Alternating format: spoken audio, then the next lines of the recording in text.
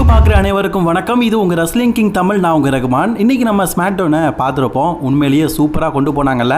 அந்த ஸ்மாக்டவுனில் என்ன நடந்தது அப்படிங்கிறத பற்றி தான் பார்க்க போகிறோம். கொஞ்சம் லைட் ஆகிடுச்சு. அதுக்கு காரணம் என்னன்னு கேட்டிங்கன்னா வீடியோஸ் கிடைக்கலங்க. ரொம்ப கஷ்டப்பட்டு டவுன்லோட் பண்ணி தான் எடிட் பண்ணியிருக்கிறேன். சரி வாங்க வீடியோக்குள்ளே போகலாம். மறக்காமல் கமெண்ட் செக்ஷனில் ஹைப் அப்படிங்கிற ஆப்ஷன் நிறைய பேர் எப்படி பண்ணணும்னு கேட்டிருக்கீங்க. கமெண்ட்டை லெஃப்ட் சைட் அப்படி இப்போ ஸ்க்ரோல் பண்ணிங்கன்னு வைங்களேன், அப்படியே ஆட்டோமேட்டிக்காக வரும். அதில் ஹைப் பட்டன் நீங்கள் 400 மதிப்பெண் கொடுக்கலாம். நிறைய பேர் மண்டே நைட்டாலே கொடுத்துருந்தீங்க. அதே மாதிரி நீங்களும் கொடுங்க. அதே மாதிரி தொடர்ந்து ஆதரவு தெரிவித்து வரீங்க. எனக்கு ரொம்ப சந்தோஷமாக இருக்குது. நீங்கள் ஹைப் பண்ணனாலே மண்டே நைட்ரா ரிவ்யூ பார்த்தீங்கன்னா 15,000க்கு மேலே, வழக்கமாக 12,000 தான் வரும்.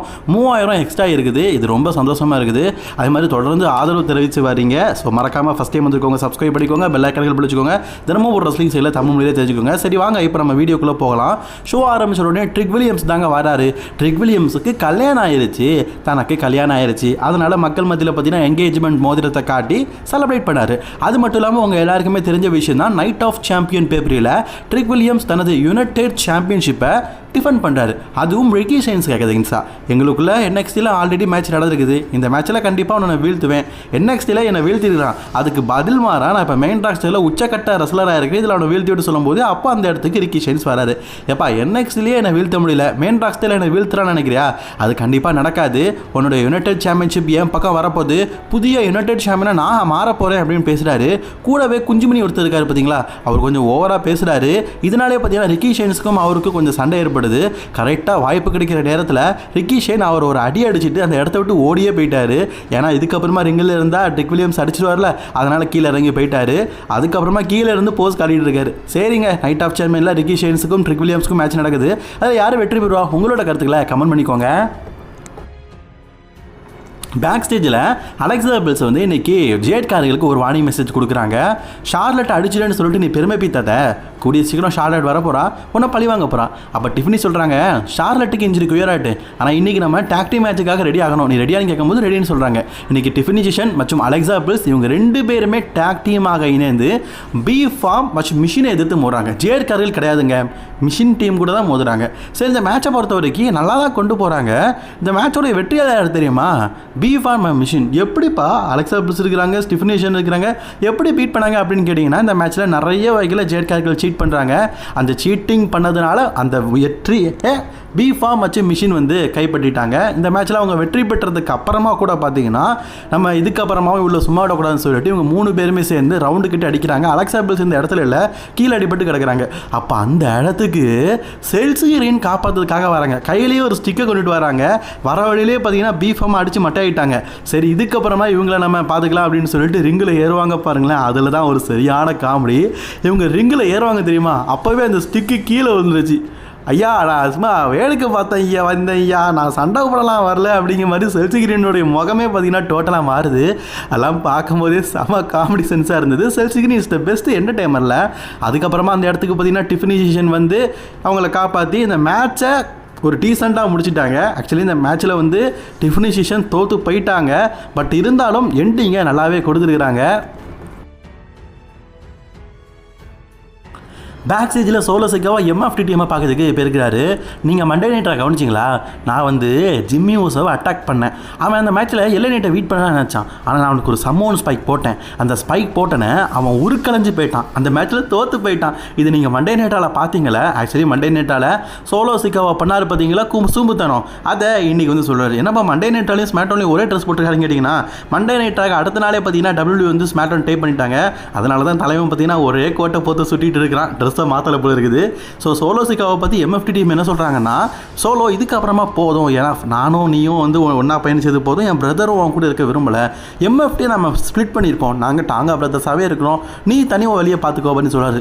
சோலோ சிக்காவுக்கு அதிர்ச்சி தாங்கலை. என்னப்பா சொல்கிறீங்க, என்னை விட்டு போகிறீங்களான்னு கேட்கும்போது, ஆமாம் உன்னை விட்டு போகிறோம், நீ உன் வேலையை பார்த்துக்கோ, நாங்கள் என் வேலையை பார்த்துக்கோம் அப்படின்னு சொல்லிட்டு போயிட்டாங்க. MFTயை விட்டு இவங்களும் பிரிஞ்சுட்டாங்க. ஒரு காலத்தில் டீம் ஃபார்ம் பண்ணதில் மன்னனே பார்த்தீங்கன்னா இந்த சோலோ சிக்காவா தான். அப்படிப்பட்ட சோலோ சிக்காவை விட்டே ஒவ்வொருத்தரும் விலகி போயிட்டாங்க. கலைமகனே கலங்காதே, கவலைப்படாத, சீக்கிரம் ரோமன் உனக்கு கூப்பிடாதுக்கு வருவார். தம்மா துண்டு கொசு தன்னை கொடிச்சிருச்சு அப்படிங்கிற கோவத்தில் ஜேட் கார்கள் பார்த்தீங்கன்னா ஸ்மாக்டவுன் ஜெண்டர் மேனேஜர்ல சண்டை போட்டுட்டு இருக்காங்க. இன்றைக்கி அந்த கொசு கூட எனக்கு ஒரு மேட்ச் வேணும்னு கேட்குறாங்க. சரி அப்படின்னு சொல்லிட்டு அக்செப்ட் பண்ணியாச்சு. ஸோ இன்றைக்கி ஸ்மாக்டவுனில் ஜேட் கார்களுக்கும் செல்சிகிரீனுக்கும் ஒரு மேட்ச் இருக்குது. பாவங்க செல்சிகிரீன் ஜேட் கார்கள்ட்ட மாட்டி சாவ போகிறாங்க. அதுக்கப்புறமா நாந்தரன் ஃபெரன்ஸ் இருக்கார்ல, அவர் பார்த்தீங்கன்னா க்ரூசர்வெயிட் சாம்பியன்ஷிப்பாக மோதிட்டாரு ரே ஃபினிக்ஸ் எதிர்த்து. WWE தான் க்ரூசர்வெயிட் சாம்பியன்ஷிப்பே இல்லையே ப்ரோ அப்படின்னு கேட்டிங்கன்னா இருக்குது, ட்ரிபிள் இருக்குது. ட்ரிபிள் ஏ க்ரூசர்வெயிட் சாம்பியனாக இருக்கிற ரே ஃபினிக்ஸ் அவருடைய க்ரூசர்வெயிட் சாம்பியன்ஷிப்பை ஸ்மாக்டவுனில் டிஃபெண்ட் பண்ணுறாரு. பரவாயில்லைங்க, ஸ்மாக்டவுனில் தான் டைட்டில் கிடக்கல, எங்கேருந்து ஒரு டைட்டில் வின் பண்ணிட்டு ஸ்மாக்டவுன் டிஃபெண்ட் பண்ணுறாரு பார்த்தீங்களா. நீ உண்மையிலேயே மகா நடிகையா, உண்மையிலேயே மகா நடிகன். மேட்ச் உண்மையிலேயே பங்கமாக இருக்குது, ரெண்டு பேரும் ஹைஃப்ளை போட்டு வேறெல்லாம் விடுறாங்க.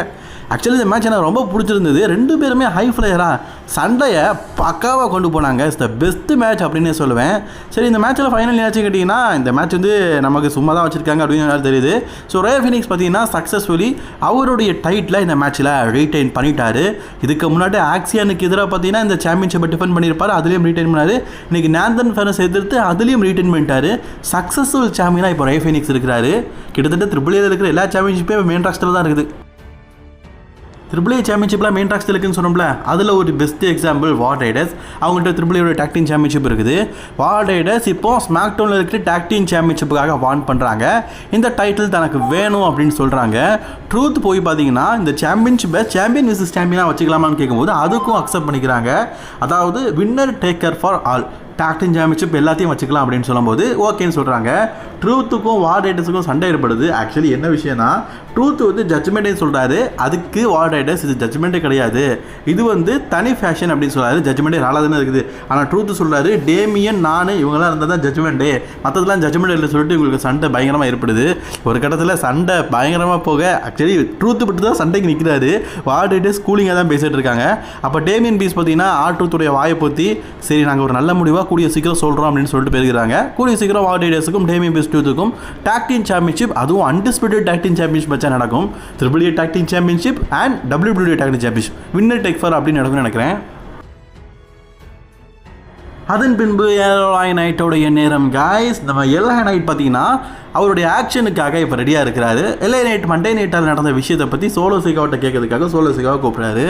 ஐயா சொல்லணாதா, எதுக்கு எனக்கு ஹெல்ப் பண்ண, மண்டே நைட்டால் உன்னுடைய பிரதரே நீ அட்டாக் பண்ண கேட்கும்போது நீ தனியாக வந்து பிளட் லைன் எதிர்த்து போராட்டிகிட்டு இருக்கிற, போராட்டினால் நாம் வெல்லலாம் அப்படிங்கிறது கரெக்டு தான், ஆனால் நீ தனியாக போராட்டிகிட்டு இருக்க, உனக்கு ஹெல்ப் பண்ணதுக்காக நான் வந்துருக்கிறேன்னு அவர் சொல்கிறாரு. ஓப்பனாக சொல்லிட்டாரு, என்னதான் இருந்தாலும் 1000 தான் கைப்பட்டாலும் உன்னுடைய பிரதர், உன்னுடைய தம்பி இல்லை அண்ணன் ஜிம்மியூஸ் அண்ணங்க இருக்கிறதுலே பெரிய அண்ணன் ஜிம்மியூஸ் தான், நான் அவர் தம்பின்னு சொல்லிட்டு இருக்கிறேன். என்னதான் இருந்தாலும் அண்ணன் அவன் கூட சேர்ந்துருவார்ல அப்படின்னு சொல்லிட்டு இருக்காரு. அதுக்கு சோலோ சிகாவா இல்லை, நம்ம ரெண்டு பேரும் டாக் டீமாக இணைந்து பிளட் லைனை எதிர்கொள்ளலாம் அப்படின்னு சொல்கிறாரு.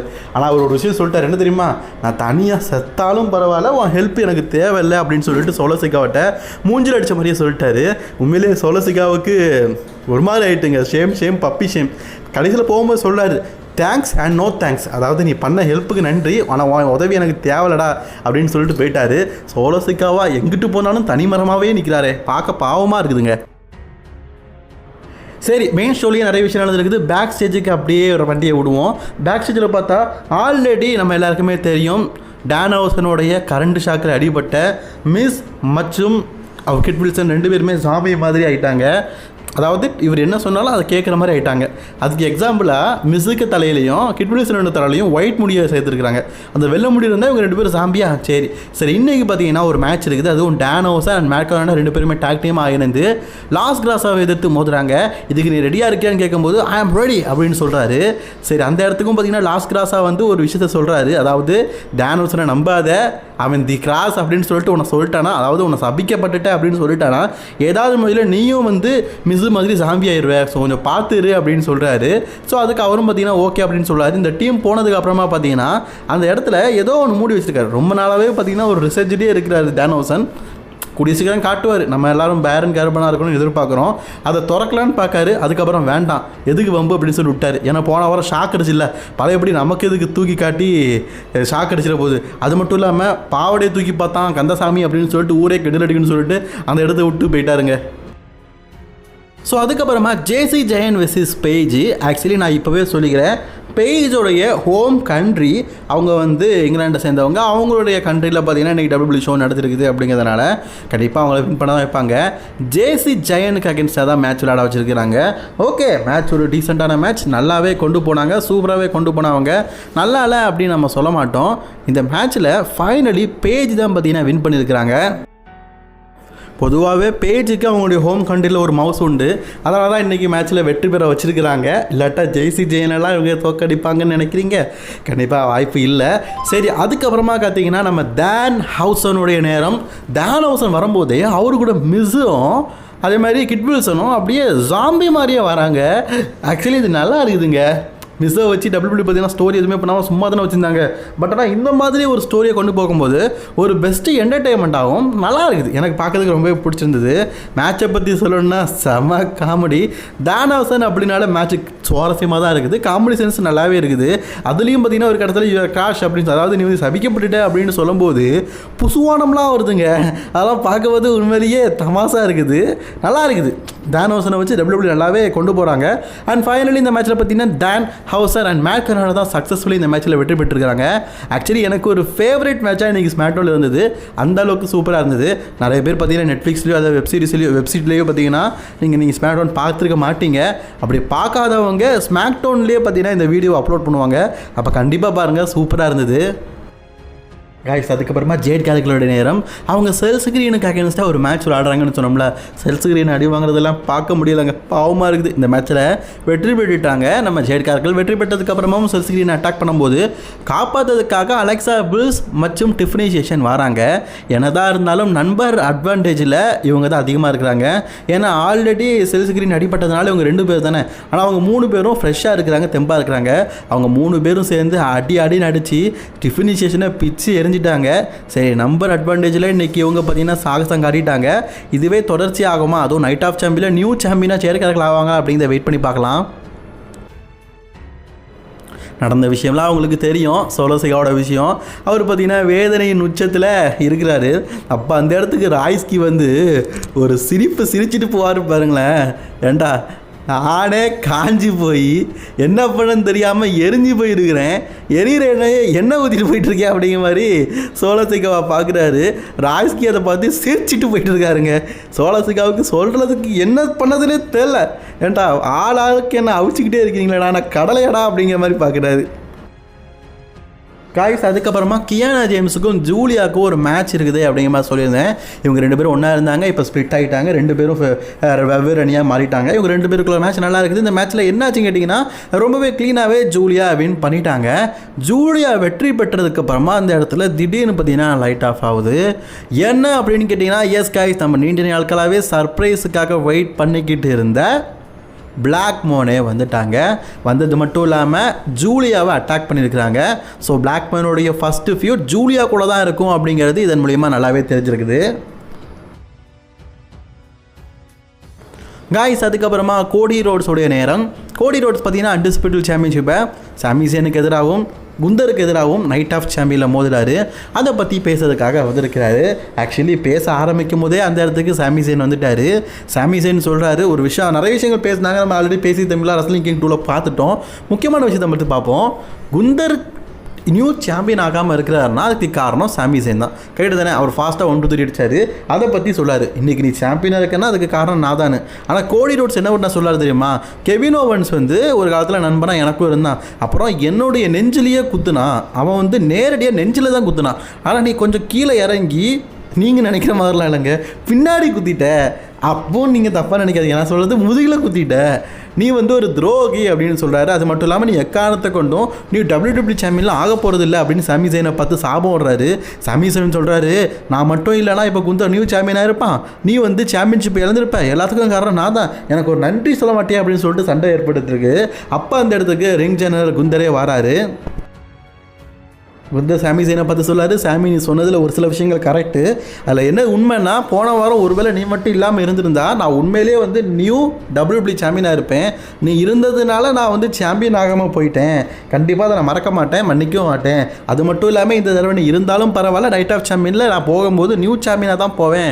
அது மட்டும் இல்லாமல் நீயும் எக்காரணத்தை கொண்டு நியூ சாம்பியன் ஆக போகிறது இல்லை அப்படிங்கிற மாதிரி சொல்லிக்கிட்டு இருக்காரு.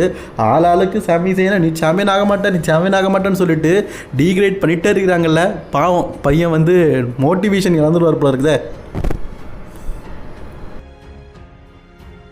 பச்சாக்குறைக்கு இந்த இடத்துக்கு பார்த்தீங்கன்னா ஜே ஊசம் வராரு. எரிஞ்சிக்கிட்டு இருக்க நெருப்பில் ஒரு ஈட் மூமெண்ட் போகலான்னு ட்ரை பண்ணுறாரு. யோ நீ ஈட் மூமெண்ட்லாம் போட வேண்டாம், பேசாமல் இரு அப்படின்னு குந்தர் ஜே ஊசோவை பார்த்து சொல்ல ஜே ஊசோ காண்டா ஆகிட்டாருங்க. அதில் கடுப்பில் பார்த்தீங்கன்னா குந்தரை லெஃப்ட் ரைட் வாங்கிட்டு இருக்கிறாரு. பட் ஆனால் குந்தரை பற்றி நமக்கு தெரியும் அவர் எப்படிப்பட்ட ஆளுன்னு. ஆனால் அவரை வந்து இதுக்கு முன்னாடி ரசல்மனியாவில் குந்தரை வீட் பண்ணி நியூ ஹெவி வெயிட் சாம்பியனாக ஜே ஊசோ இருக்கார்ல, பழசை ஞாபகப்படுத்துறாரு. அதுவும் நீ வந்து தோத்துட்டே அப்படின்னு சொல்லிட்டு குழந்தை மாதிரி ஒரு லிட்டில் பீச் மாதிரி தோத்துட்டே அழுதல் அதெல்லாம் மறந்துடாத அப்படிங்கிற மாதிரி கிண்டல் அடிக்கிறாரு. கடுப்பான குந்தர் ஜே ஊசோவை அட்டாக் பண்ணுறாரு. ஜே ஊசோ என்னதான் 1000 இருந்தாலும் கோடி ரோட்ஸோட நண்பன் அவர் காப்பாற்ற போகிறாரு. ஒரு இடத்துல சாமி ஜெயின் குந்தர் இவங்க 2 பேரும் அடிச்சு கீழே விரட்டிட்டாங்க. மெயினில் இருக்கிறது ஜே ஊசோ அண்ட் கோடி ரோட்ஸ் தான். இப்போ இந்த இடத்துக்கு ஓபா ஃபெமி வராரு. பிகாஸ் கோடி ரோட்ஸ் அன்டிசிபிள் சாம்பியன்ஷிப் இருக்குது. கிங்காக மாறுறவங்க கோடி ரோட்ஸ் எதிர்த்து மோதலாம். அதனால் இப்படி ஃபேஸ் ஆஃப் பார்த்துட்டே இருக்கிறாங்க. அப்போ அந்த இடத்துல ஒரு பயங்கரமான ஒரு ட்விஸ்ட்டு. இவங்க 2 பேரும் ஃபேஸ் ஆஃப் பார்த்துக்கிட்டு இருக்கும்போதே ஜே ஊசோ கோடி ரோட்ஸை அட்டாக் பண்ணிட்டாரு. அட்டாக் பண்ணிவிட்டு நம்ம 2 பேருக்குள்ளே தான் போட்டி, 2 பேருக்குள்ளே தான் போட்டி. ஒன்று ஓபா, இன்னொன்று உங்கள் அப்பா அம்மாவான நான் அப்படிங்கிற மாதிரி பார்க்குறாரு. அப்போ குந்தர் வந்து ஜே ஊசோ அட்டாக் பண்ணிவிட்டு டைட்டில் கையில் எடுத்துகிட்டு அப்படியே ஓபாவை பார்க்குறாரு. நம்ம வச்சுக்கலாமா சம்மஸ்லாமனு. அப்போது குந்தரை அட்டாக் பண்ணிவிட்டு சாமி ஜெயின் டைட்டில் எடுத்துக்கிட்டு ஓபாவை பார்க்குறாரு. ஏண்டா அதான் நான் சொல்கிறேன்ல, ஓபா தாங்க டைட்டிலு. அவருக்கு எதிராக யார் மோதுறா அப்படிங்கிறது தான் மேட்ரு. 2 பேருக்குள்ள மேட்ரு இல்லை, ஒரே ஒரு பேருக்குள்ள தான் மேட்ரு. அது ஓபா கூட யார் மோதுறதுன்னு. இப்போ கோடி ரோடு சாமி ஜெயின் அட்டாக் பண்ணிட்டு அவர் டைட்டில் கையில் எடுத்துகிட்டு பார்த்தா ஓபா ஃபெமி அவருக்கு நேருக்கு வந்து நிற்கிறாரு. சரி வச்சுக்கலாம், சம்மஸ்லாம்னு வச்சுக்கலாம் அப்படிங்கிற மாதிரி நேருக்கு நேர் பார்க்க இப்படி ஒரு பயங்கரமான ஒரு செக்மெண்ட்டோட இன்னைக்கு ஸ்மாக் டவுன் முடிஞ்சிருச்சு. உண்மையிலேயே ஸ்மாக் டவுன் பார்க்கறதுக்கு நல்லா இருந்ததுங்க. WWE பார்த்தீங்கன்னா ஸ்மாக் டவுன் முடிஞ்சதுக்கப்புறமா ஆஃபேரில் ஒரு மேட்ச் நடத்திருக்காங்க. அதை பற்றி நம்ம ஆல்ரெடி பார்த்துட்டோம். பட் ஆனால் ஸ்மாக் டவுன் ரிவ்யூ பார்க்குறவங்க சில பேர் வந்து அது தெரிஞ்சிக்காமல் இருந்திருப்பாங்க. அதனால் நான் உங்களுக்கு சொல்கிறேன்.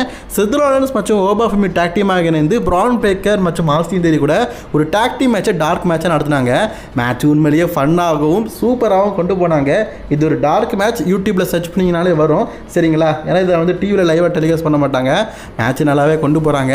இந்த மேட்ச்சில் ஓபா ஃபெமி மற்றும் செத் ராலின்ஸ் தான் வெற்றி பெற்றுட்டாங்க. வெற்றி பெற்றதுக்கு அப்புறமா ஓபா ஃபெமியும் செத் ராலின்ஸும் ஓபா ஃபெமி நடப்பார் பார்த்தீங்களா, ஓபா நட, அது பேர் நைஜீரியன் வாக், அதை போட்டு 2 பேருமே என்ஜாய்மெண்ட் பண்ணியிருப்பாங்க. இப்படிப்பட்ட ஒரு நல்ல முடிவோடு லண்டனில் ஸ்மாக் டவுனை முடிச்சிருப்பாங்க. சரி, ஸ்மாக் டவுன் எப்படி இருந்தது உங்களோட கதைகளை கமெண்ட் பண்ணிக்கோங்க. அந்த வீடியோ பிடிச்சிருந்தா லைக் ஷேர் பண்ணிக்கோங்க. 90 சப்ஸ்கிரைப் பண்ணிக்கோங்க.